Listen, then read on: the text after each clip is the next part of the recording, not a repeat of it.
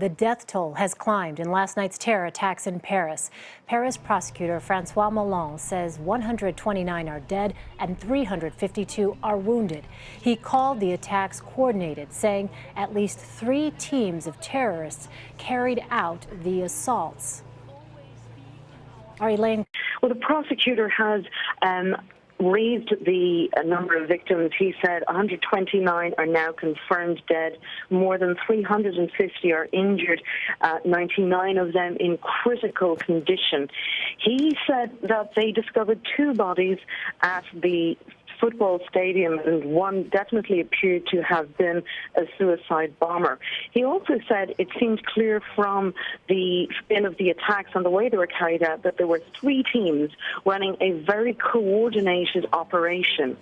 They're trying to identify who they may have been, and so the police have already formally identified one of the terrorists, who was a young man born in November 1985. He was known to the police, but only as a petty criminal. He'd been convicted 8 times, but he never served jail time. But 5 years ago, he did raise red flags for what the French call the S list, which is anyone with some suspected terror links. So he had been on this list. Now, that doesn't mean he was suspected of being actively involved, but it means he had raised a red flag so that if he had been traveling, for example, any customs officer looking at the passport could have checked and said, oh, wait a minute, we may want to talk to you a bit more. And Elaine, we also heard a little bit of the information regarding the 3 individuals who were arrested. What did he tell us about that? He said that they live in Belgium. Yes, the Belgian authorities got involved in this because the 2 vehicles used in the attacks in Paris, specifically at the Bataclan concert hall, were registered in Belgium. They had Belgian license plates.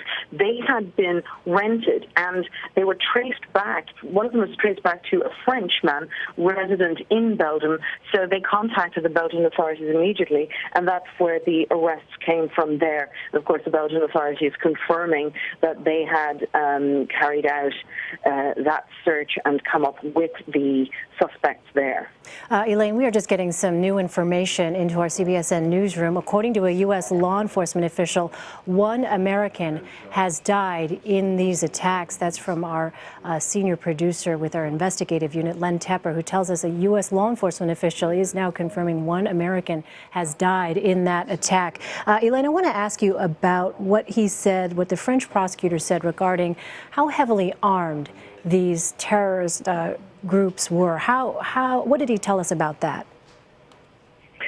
He told us that they were heavily armed and that they were, there was a certain level of explosive devices they had with them.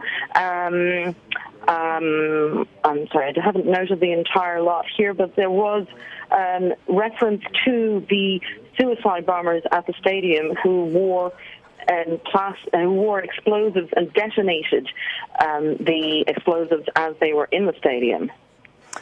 We know also that the prosecutor said Iraq and Syria were mentioned as well. Yes, Syria and Iraq are, of course, the places where many of the jihadis from France have been trying to go to fight with Islamic State militants. And that is largely what gets people onto the French terror watch list, because they have a list of some 1,200 people, possibly more, who have either been to Syria or northern Iraq, or who have been trying to go, or who have come back. So that's something that raises red flags with them. And they did find Syrian passports in the stadium. However, the public prosecutor did stress that the passport they found for a Syrian who was born in 1990, that person is not known to French intelligence services. And remind us again, Elaine, for viewers who are just joining us, we are recapping what it is that the French prosecutor said about the investigation into these attacks. He talked about 3 teams of attackers here. What did he say about how closely coordinated they were? He said that there were clearly 3 teams of terrorists who were very coordinated. He said that when the people who were questioned by police spoke about Syria and Iraq, raising the question of the possibility that they were involved with jihadis who generally head to that region. He said the 7 terrorists who are known to them used Kalashnikov weapons. They used identical explosives, which is how they could work out how well coordinated they were. And he said also it was very clear that they wanted to cause maximum number of victims. I wonder, Elaine, if you've heard anything, whether or not, I know that the French president, Francois Hollande, spoke earlier today at the Élysée Palace. Are there any indications that he might speak again now that there are some additional details here regarding this investigation?